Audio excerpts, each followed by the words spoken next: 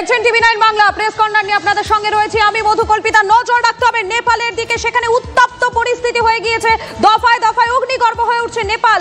আর সেই নেপাল থেকে জীবন বাজি রেখে টিভি 9 বাংলার 3 প্রতিনিধি লাগাতার আপনাদের সামনে আপডেট তুলে যাচ্ছে। সকাল থেকেই একের পর এক ছবি আপনাদের সামনে তুলে ধরছেন টিভি 9 বাংলার 3 প্রতিনিধি। নেপালের প্রেসিডেন্টের ব্যক্তিগত বাসভবনে সেখানেও আগুন ধরিয়ে দেওয়া হয়েছে। প্রেসিডেন্টের ব্যক্তিগত বাসভবনের দখল নিয়েছে উন্মত্ত জনতা। দেখুন একবার একের পর এক ছবি দেখাচ্ছি আপনাদেরকে। দেখতেই পাচ্ছেন এই মুহূর্তে যেখানে দেখা যাচ্ছে যে উন্মত্ত জনতা তারা রীতিমতো রাস্তায় রাজপথে নেমে তারা দখল নিচ্ছে একের পর এক জায়গার। উন্মত্ত জনতা সেই ছবি আপনাদের সামনে তুলে ধরছে টিভি 9 বাংলার 3 প্রতিনিধি। জীবন বাজি রেখে এই মুহূর্তে নেপাল থেকে একের পর এক ছবি আপনাদের সামনে তুলে ধরা হচ্ছে। টিভি 9 বাংলা এক্সক্লুসিভলি আপনারা দেখতে পাচ্ছেন। অশান্ত নেপালে একমাত্র ভারতীয় চ্যানেল হিসেবে টিভি 9 বাংলা, আমাদের প্রতিনিধিরা সেখান থেকে প্রত্যেকটা মুহূর্তের আপডেট আপনাদের সামনে তুলে ধরছেন। সকাল থেকে একের পর এক ছবি আপনাদের সামনে তুলে ধরছি আমরা। জারি রয়েছে কারফিউ। সেই কারফিউ অগ্রাহ্য করে নেপালের রাস্তায় হাজার হাজার মানুষ। প্রেসিডেন্টের ব্যক্তিগত বাসভবন সেখানেও আগুন ধরিয়ে দেওয়া হয়েছে বলে জানা যাচ্ছে। প্রেসিডেন্টের ব্যক্তিগত বাসভবনের দখল নিয়েছে উন্মত্ত জনতা। দুটো ছবি দেখাচ্ছি আপনাদেরকে। দেখুন কিভাবে দফায় দফায় উত্তপ্ত হয়ে উঠছে নেপালের পরিস্থিতি। কাঠমান্ডুতে সেখানে গুলি চালানো হয়েছে বলে জানা যাচ্ছে। দফায় দফায় টিয়ার গ্যাসের শেল পাঠাচ্ছে পুলিশ। দেখাচ্ছি একটার পর একটা ছবি আপনাদেরকে। রক্তাক্ত পরিস্থিতি এই মুহূর্তে নেপালে। একের পর এক বাড়িতে সেখানে হামলা চালানো হচ্ছে, একের পর এক জায়গায় হামলা চালানো হচ্ছে, দেখতেই পাচ্ছেন আপনারা।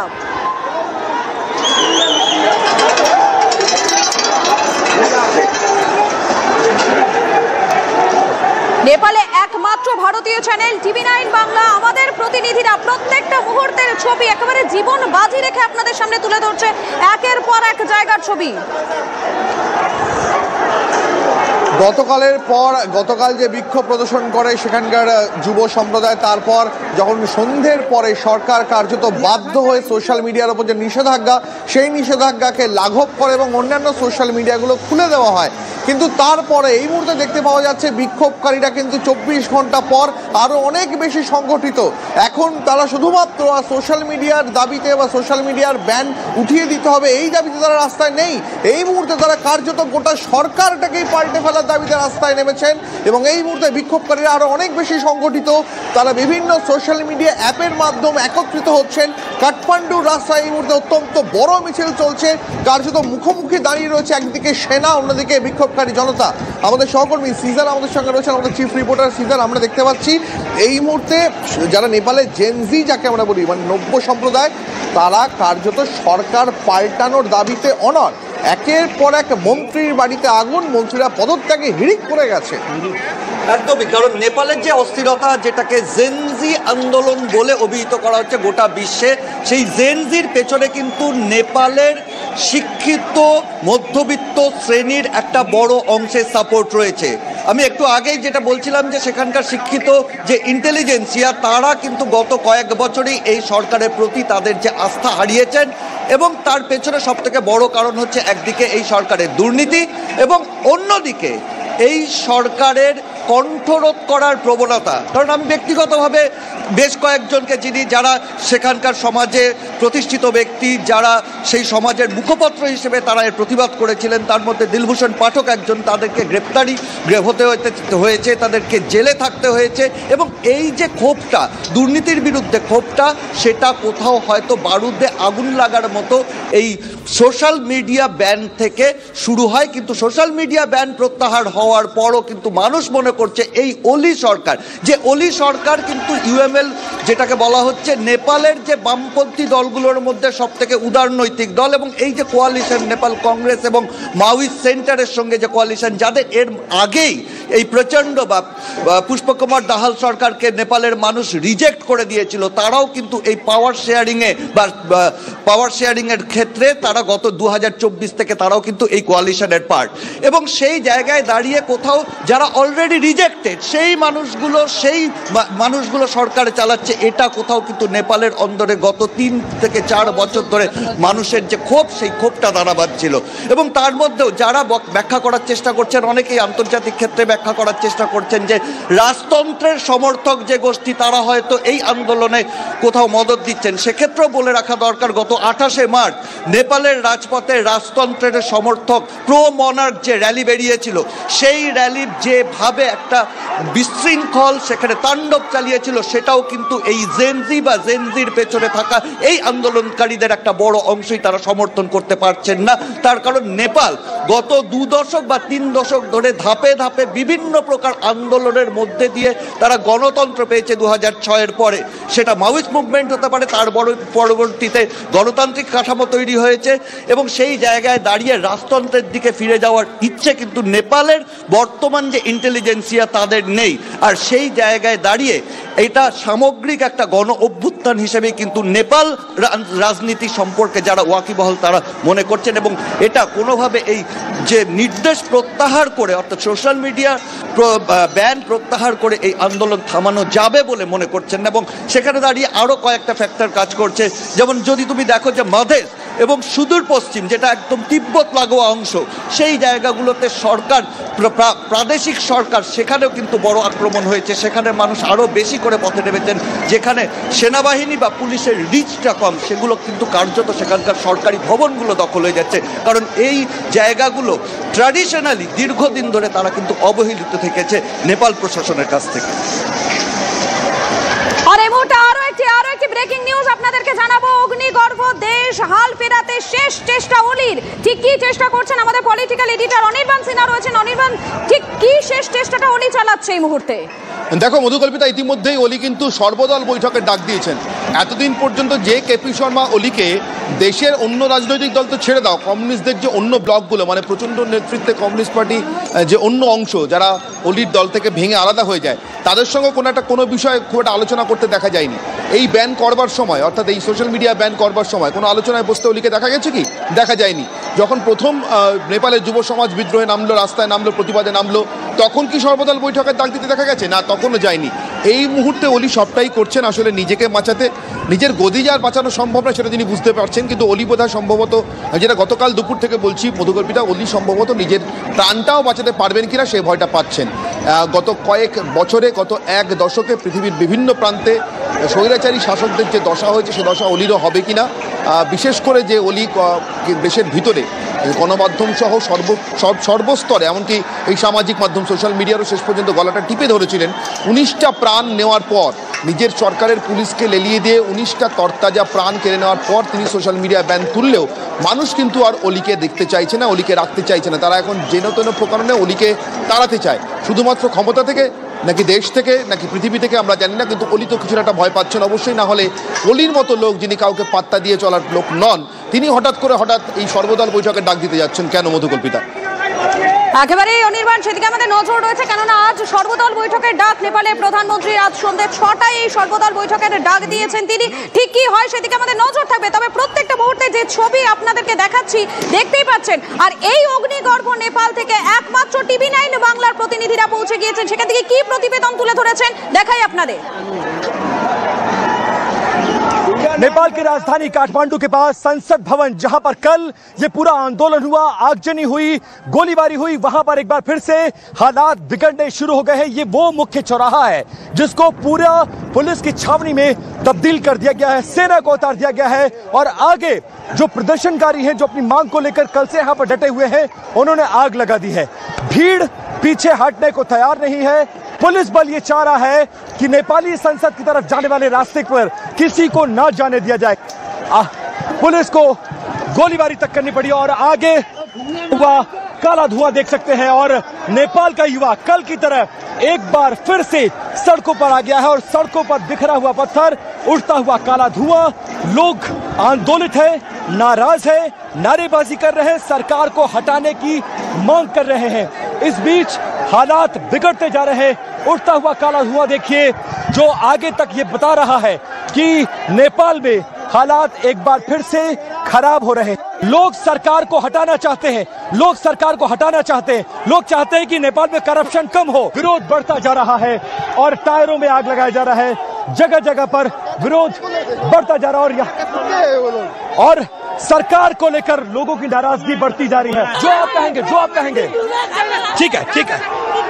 तो अब आप देख सकते हैं लोग थोड़ा सा उग्र भी हो रहे हैं और थोड़ा सा खतरा भी है इस बीच, क्योंकि आंदोलित लोग कुछ नहीं समझ रहे हैं कि वो क्या बोल रहे हैं, कैसे बोल रहे हैं, और आक्रोश बढ़ता जा रहा है। टायरों में आग लगाया जा रहा है और यहां देखिए हालात खराब होना शुरू हो गया है। जेनजी पुस्ताएं उठकर आया है और नेपाल के ये आंदोलन की भी भ्रष्टाचार के विरुद्ध नहीं, ये शासन व्यवस्था को फाल के व्यवस्था के विरुद्ध है। और देखिए अब आक्रोश बढ़ता जा रहा है, लोग आग लगा रहे हैं और सामने पुलिसकर्मी यहाँ पर खड़े हैं।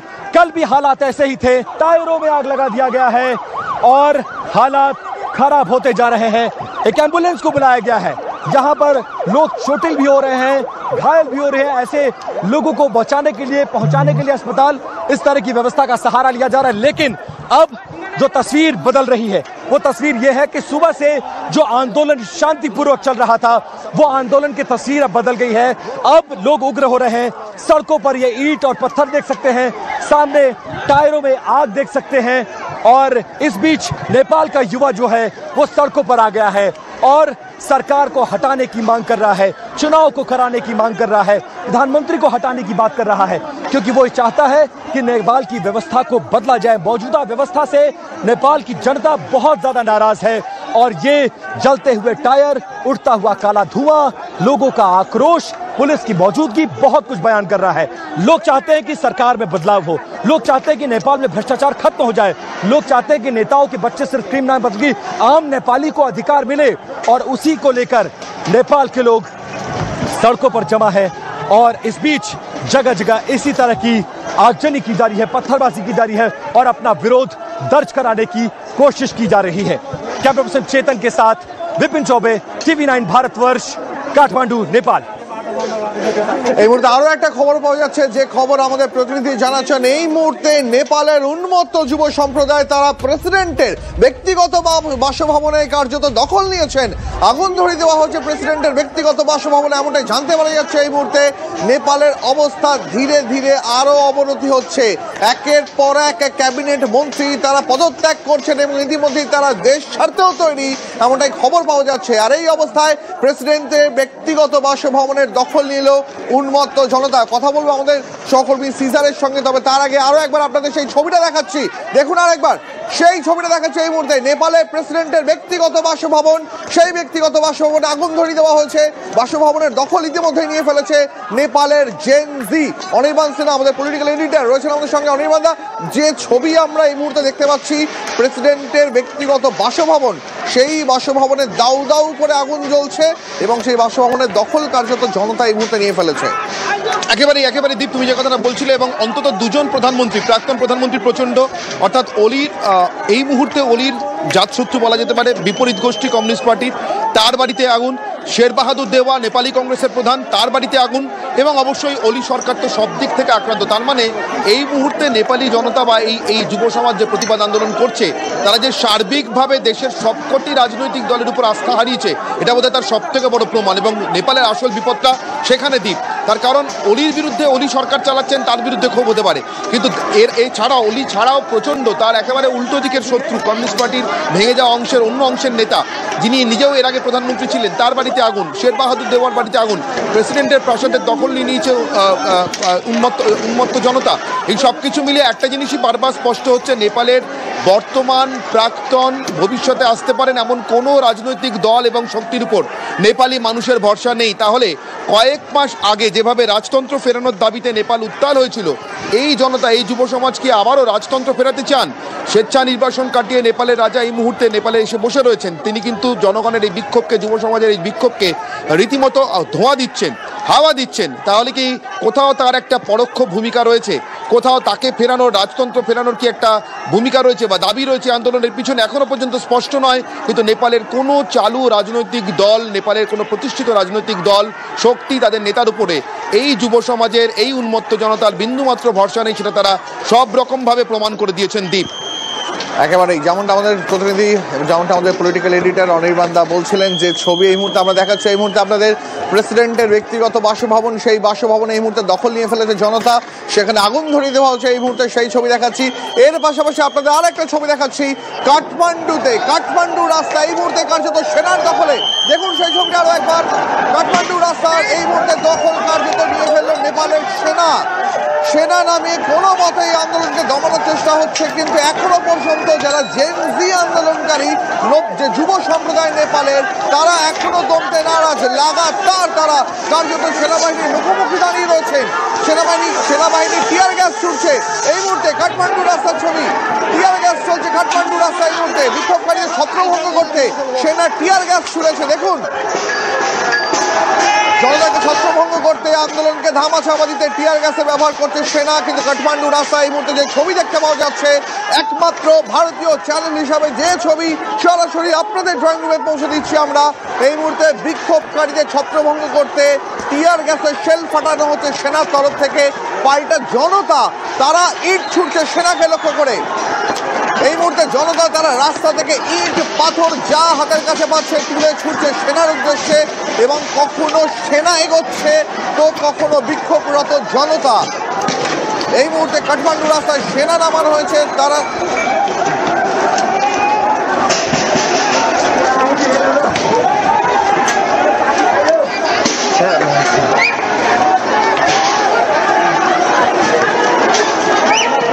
मार रही है। चेतन आगे आओ ना यार, जो आगे आंसू गैस का गोला पुलिस मार रही है, भीड़ हाथ से उठाकर पुलिस के बीच में फेंक दे रही है। और अब देखिए पुलिस के सामने संकट ये है कि भीड़ को कंट्रोल करने वाला आंसू गैस का गोला उन्हीं के बीच आ गया है। पत्थरबाजी भी हो रही है और भीड़ मानने को तैयार नहीं है। ये सिचुएशन बहुत ज्यादा क्रूशियल है। और अब देखिए नेपाल पुलिस का जो दायरा था वो टूट गया है। और अब ये देखिए पत्थर आ रहा है, ये देखिए इसी तरह के पत्थर उधर से आ रहे हैं। पुलिस तो इक्विप्ड है, हेलमेट पहनी हुई है, बॉडीगार्ड लगाई हुई है, लेकिन हमारे सामने संकट यह है कि कहीं से भी पत्थर आ सकता है।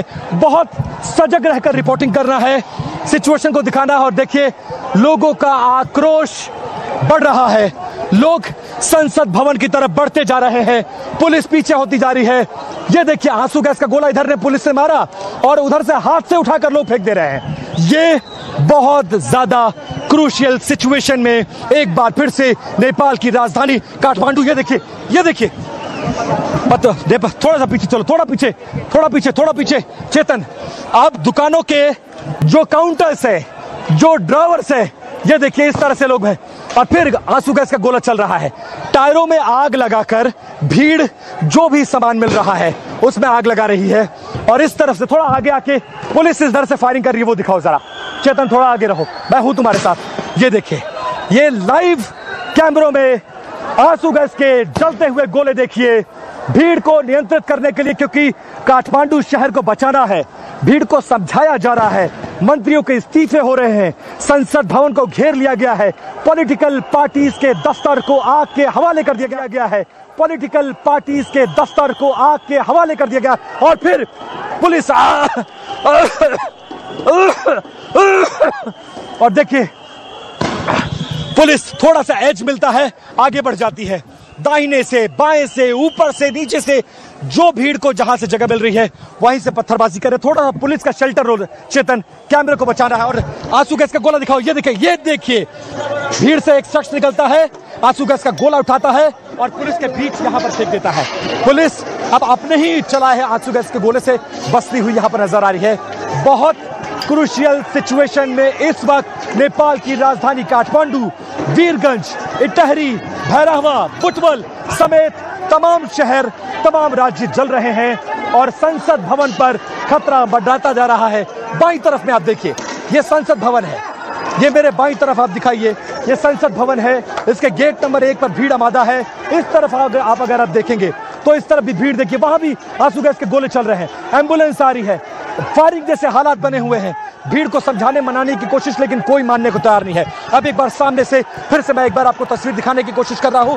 लकड़ियों के काउंटर्स, रैक्स को दुकानों से निकाल कर लाया गया है और एक तरफ पत्थरबाजी की जा रही है, पत्थर आता हुआ लाइव पत्थर देखिए, ये देखिए। और इस तरह से इस तरह से पत्थरबाजी हो रही है। और ये देखिए लाइव, अब चेतन पुलिस पे फोकस जरा करो और दिखाओ कि कैसे भीड़ को नियंत्रित करने के लिए आंसू गैस के गोले दागे जा रहे हैं। ये लाइव कैमरे में आपको TV9 भारतवर्ष एक एक काठमांडू की तस्वीर दिखा रहा है।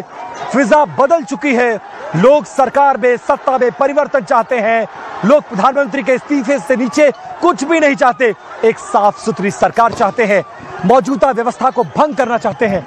और ये देखिए इस तरफ से भी आ रहा है, इस तरफ से कोई पत्थर फेंक रहा है, समझ में नहीं आ रहा है। भीड़ में कोई प्रेस की शक्ल में है, कोई पुलिस की शक्ल में है, कोई आम लोगों की, कोई छात्रों की शक्ल में, कहां से पत्थर आ जाए बहुत मुश्किल है। और इस मुश्किल हालात में पुलिस के लिए भी यहां पर ड्यूटी करना मुश्किल हो रहा है, क्योंकि जो आंसू गैस का गोला इन पुलिस कर्मियों के द्वारा संसद भवन को बचाने के लिए चलाया जा रहा है, वही उनकी तरफ फेंक दिया जा रहा है। और ये जो उठता हुआ धुआं है, ये जो उठता हुआ धुआं है, ये मुश्किल पैदा कर रहा है हमारे लिए, हमारे गले तक मुश्किल हो रही है, बोलना मुश्किल हो रहा है, आंखों में बहुत ज्यादा आंसू गैस का गोला लग रहा है। थोड़ा पीछे चलो चेतन।